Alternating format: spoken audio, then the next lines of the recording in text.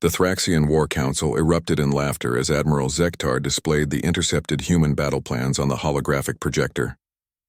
The crystalline chamber resonated with the harsh chittering of a dozen species, each more amused than the last at humanity's apparent naivety.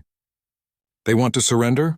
General Vorth wheezed through his breathing apparatus, his tentacles writhing with mirth. "After 3 months of siege? Not surrender," Zektar corrected, his 4 eyes gleaming with predatory satisfaction. "They're proposing single combat. Their champion against ours, winner takes the system." He paused for dramatic effect. "One human, against our finest warrior." The laughter intensified. Supreme Commander Hektos, whose species had conquered 14 systems in the past decade alone, slammed his armored fist against the table.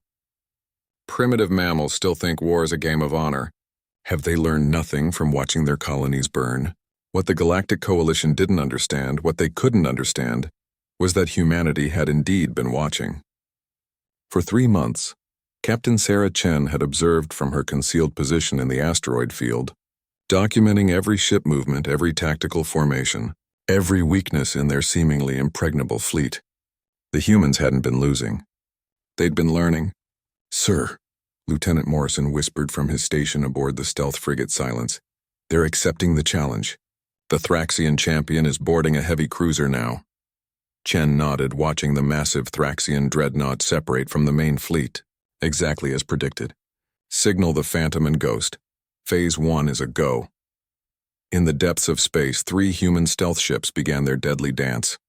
The duel was set to take place in the neutral zone between fleets, a grand spectacle for the coalition forces, who arranged their ships in a perfect viewing formation.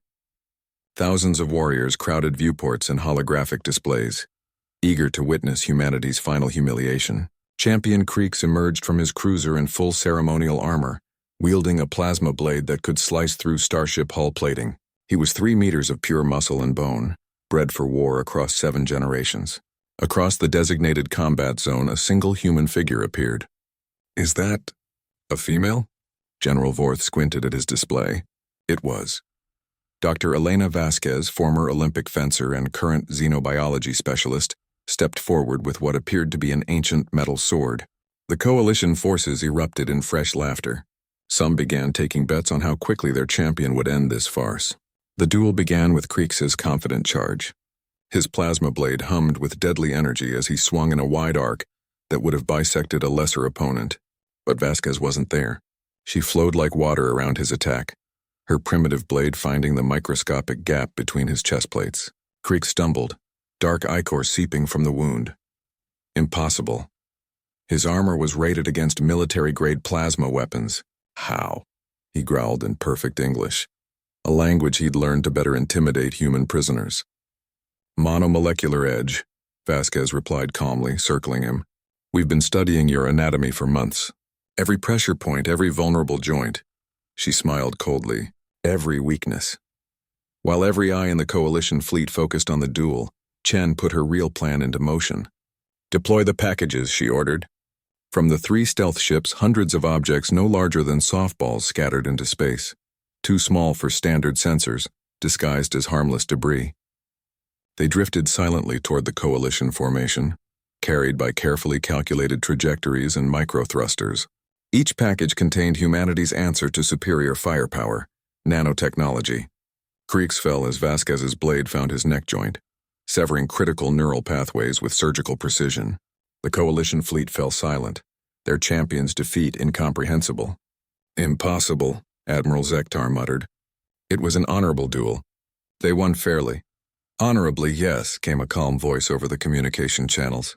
Captain Chen's face appeared on their displays. "But the duel was never about honor, Admiral. It was about positioning your fleet exactly where we needed it." As she spoke, the nanobots activated. They had attached themselves to hull plating, weapon systems, and life support conduits across the entire coalition fleet. Designed specifically to target the materials and technologies used by the various coalition species, they began their work with ruthless efficiency. On the Thraxian flagship, Admiral Zektar watched in horror as his tactical display flickered and died. Emergency klaxons wailed as weapon systems failed throughout the ship. Around him, other vessels in the formation began broadcasting distress signals. What did you do? He demanded.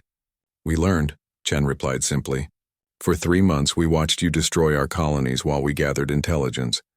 Every hull sample that broke off during bombardments, every energy signature from your weapons, every electromagnetic frequency you use, we cataloged it all. The nanobots worked silently through the Coalition fleet. They didn't destroy indiscriminately, that would have been wasteful. Instead, they targeted specific systems, weapons, shields, communications, engines. Within minutes, the most powerful armada in the galaxy was reduced to a collection of drifting hulks. This is impossible! General Vorth gasped as his own ship's power failed. Our technology is centuries ahead of yours. Your technology is standardized, Chen corrected. Predictable. You've conquered so many worlds that you've forgotten the first rule of warfare: adapt or die. In the silence that followed, with their weapons offline and their ships crippled, the Coalition forces finally understood. Humanity hadn't been retreating for 3 months. They'd been setting the trap. You could have destroyed us, Zektar realized, his voice barely a whisper. Yes, Chen acknowledged. But we're not conquerors, Admiral. We're survivors. Your ships can be repaired eventually. Your crews will live, but you'll remember this day. You'll remember that humans don't fight like you do. She paused, letting her words sink in across the silent fleet. We fight to win. As the human fleet emerged from the asteroid field, not the pitiful remnant the Coalition expected, but a full battle group that had been waiting in concealment, Admiral Zektar finally understood the truth. The humans hadn't been desperate enough to propose single combat. They'd been confident enough to mock their enemies with it. In the void of space, surrounded by their crippled vessels, the Coalition forces learned a lesson that would echo through the galaxy. Never underestimate a species that turns retreat into strategy, honor into tactics, and patience into victory. Humanity had announced itself to the stars not with overwhelming force, but with something far more dangerous: intelligence, creativity, and the willingness to let their enemies think they were winning until it was far too late. The Galactic Coalition's laughter had died in the silence of space, replaced by a grudging respect for the species they had so catastrophically underestimated.